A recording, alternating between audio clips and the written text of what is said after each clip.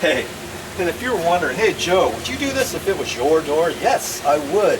I'm all set here. It's only going to take me a few more minutes at this point to get this, right? That's what I want to instill in you. If you're going to do a job, do it right. This is just going to give you extra practice. There's no rhyme or reason as to, okay, I got to have the door open a little bit, as to how much to bend this hinge. And you see, that's why I just bent the 3 knuckles that were on the door. Sometimes on the door there's 2 knuckles on the door and 3 on the door jamb. So you have to look at that carefully, make sure that you know what you're doing and follow it through. Okay, now see, this bottom one looks like it's bent just a hair further, so I know I've got to do those other 2. Wow.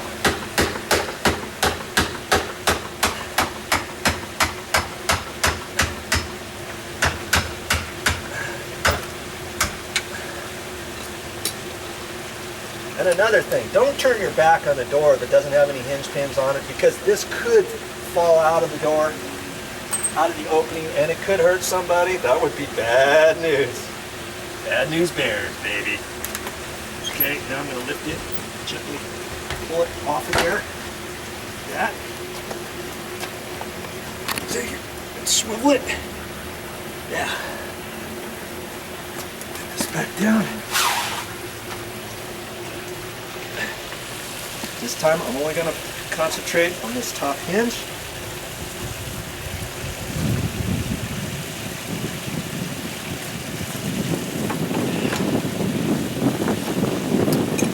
I want this as tight as it will go before it gets on there, okay? I'm going to force this down a little bit, about the same amount each go.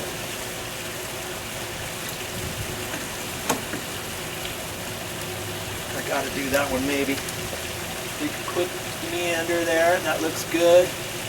I think I'm liking that. I felt it go down a little bit more. Because see, if you go too much, you're going to have to take the door off again and then bend it back up just a little bit. Okay, we're doing all this so we don't have to so that we don't have to mess with the door jamb on this one, because we really didn't have to mess with the door jamb on this one, did we? Like some of the other videos that I've shown you. Got my hinge pin. Okay. Top hinge again.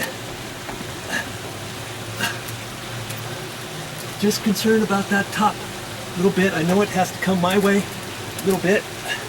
There, like right there. I've got my foot underneath the door this time. Almost might be too much. Okay. Yeah, see, I like to try to line it up before I put the pin right there, but let's see if we can't get it right there. Okay, just that much, that's it. I raise it up and I'm just hanging on to the whole weight of the door right here. Okay. I'm just concerned about this middle pin. That's all.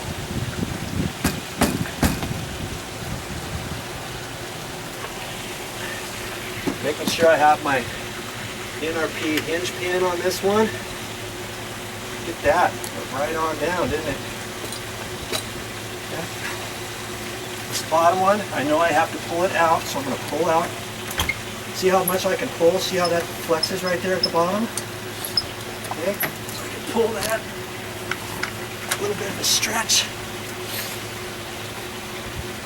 Leave that right like that. There. I can hit this one, my hammer handle. Tap, tap, tap on the top one. Come on. Looks like might have bent it just a hair too far, but it sure looked good when we had it off, didn't it? It did.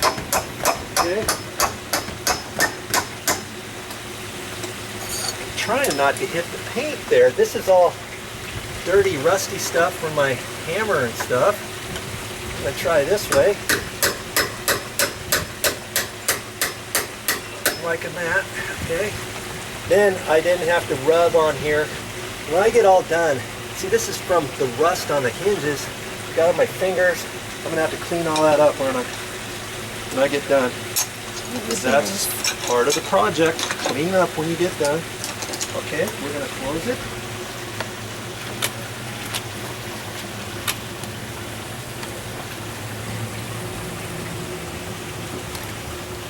Well, look at that.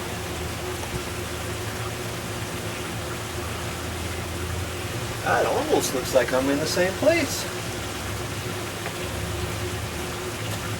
Take a look and see how much of a gap I have down here at the bottom.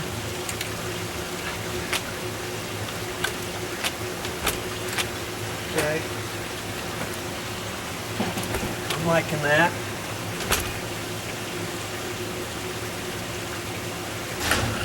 And the other thing with this door is there's some weather stripping on the actual bottom edge of the door. Sometimes it's not on the bottom, it's on a shoe. That's a U-shaped shoe that gets pushed on the whole thing, and then you got face screws right here, and you can adjust that if you ever have a problem. See, you might have been able to adjust that and not even have to fix the door on a sagging door. Maybe all you have to do is adjust the weather stripping, the door shoe at the bottom, the door sweep. But in this particular case, this is attached to the bottom edge. And so I still want to be mindful. And it looks like, because this is so old, lots of that weather stripping, usually it has some feelers on the bottom, and these appear to have rubbed off. And so I don't want to raise this up too high, or else I'm not going to get a good seal at the bottom. Okay? And so I'm going to look at that, take that in consideration too now, I guess. And I got plenty of gap here now, and I'm going to call that door good. First off, because these hinges are pretty rusty, I don't want to make this any more than I've done already. I've made 2 attempts at this. I've actually even bent it a little bit more, and I still have a nice gap there. Not as much as before, okay? It's tighter on the inside. I got maybe a 1/16 of an inch. And I could actually go that much more, but then I'm up tight to the door jamb. I don't necessarily have to be tight to the door jamb. I can still have the reveal. The reveal is about the same all the way down now. I've got this off. This is looking pretty good. Okay? It's closing nice. Look at that. It's going to open and close just fine. I still got the weather stripping down there. If I raise this up anymore, I'm going to lose my weather stripping at the bottom. So I'm deciding not to mess with this anymore. If I didn't have weather stripping at the bottom like that, if this was an interior door, let's say, and I didn't have to worry about exterior weather stripping, I may want to tweak it over that way a little bit more. But in this case, I'm deciding to leave it alone. Good thing is, you get to decide all this stuff. I'm just showing you what an average Joe can do on a door like this. Now you take that information and use it to the best of your ability. That's all I got for this time, but I'll be back with more videos.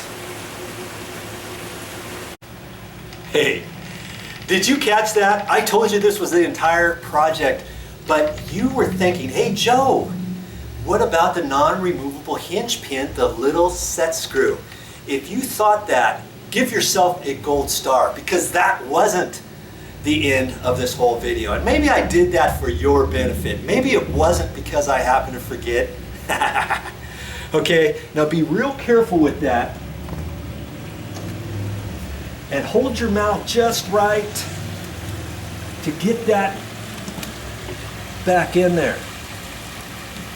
Because if it's not going in properly, you're going to have to back it out knowing that you've got it cross-threaded to begin with or whatever. Okay? I've got that pretty snug. I'll see if I can't turn it. One more. Okay, just that much. That's it. That's all I have to do with that set screw. Okay? Now that pin it's not going to go anywhere. And probably, you know what? It's probably okay, but I'm going to loosen that up. Because see, you got to have that pin down all the way so that you know you're inside the proper slot. And I didn't do that, did I? I did not do that. Okay, so I'm just going to take my screwdriver here, tap that back down in there, that.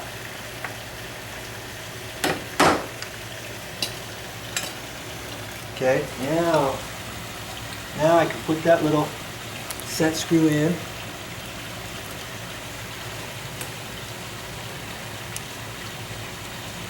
So I'm backing it off because I don't think I'm in there just right. There, that feels better. And see, the screw went in lots further that time. That's because I had it on the bottom edge of that knuckle, and if somebody went in from outside, they could have still popped that pin up. It would have been a little bit harder to do because the set screw would be just right on the sliding pin, but it wouldn't have been in that groove, would it? Okay. I'm just going to make it as tight as I can, just this way, and that should be fine. Okay, that screw is just in there keeping that from going up and down. Okay? That's it from small town US of A. All right. I'll catch you next time.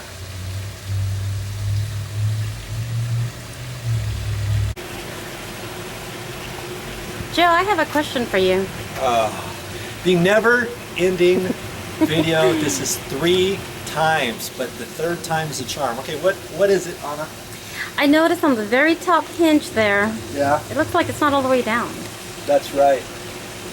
And neither is the bottom one. So, if this is an exterior door, and if you found it with the pins all the way down, make sure you tap them down.